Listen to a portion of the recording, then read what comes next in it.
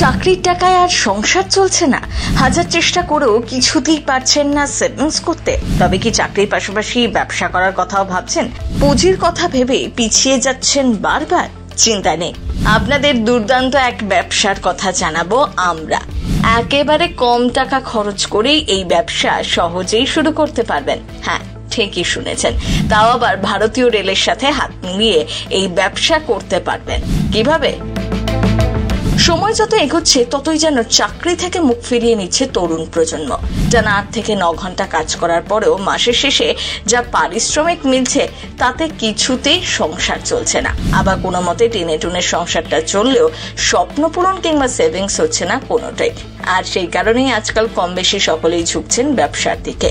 আবার এমনও অনেকে রয়েছেন যারা চাকরির পাশাপাশি বাড়তি উপার্জনের আশায় ব্যবসার পথটাই বেছে নিচ্ছেন। তবে ব্যবসা করব বললেই তো আর হলো না, ব্যবসা করার জন্য প্রয়োজন মোটা অঙ্কের পুঁজি। আর এই কথা ভেবেই মনের ইচ্ছে হলেও অনেকেই পিছিয়ে যাচ্ছেন। আপনাদেরও কি এই একই দশা?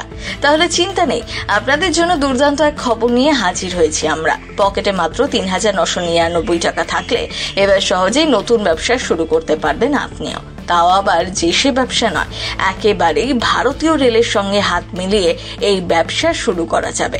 ভাবছেন কিভাবে সম্ভব? তাহলে চলুন আর দেরি না করে বিস্তারিত শুনে নেওয়া যাক।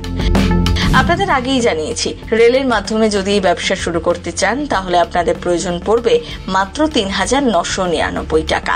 মাত্র এইটুকুনি টাকা দিয়ে নিজের স্বপ্নের ব্যবসা শুরু করতে পারেন যে কেউ।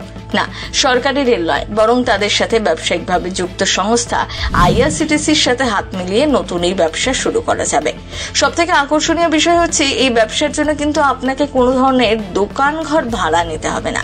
নিজের বাড়িতে বসে এমনকি যদি চাকরি করেন তাহলে এই কাজ অনায়াসেই করা যেতে পারে। চলুন এবার শুনে নেওয়া যাক ঠিক কি করতে হবে আপনাকে। এই ব্যবসা করার জন্য প্রথমে আপনাকে বিনিয়োগ করতে হবে ৩,৯৯৯ টাকা।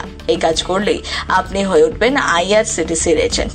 এরপর বাড়িতে বসেই যাত্রীদের বিক্রি করতে পারবেন টিকিট, আর সেখান থেকেই আয় হবে মোটা অঙ্কের টাকা।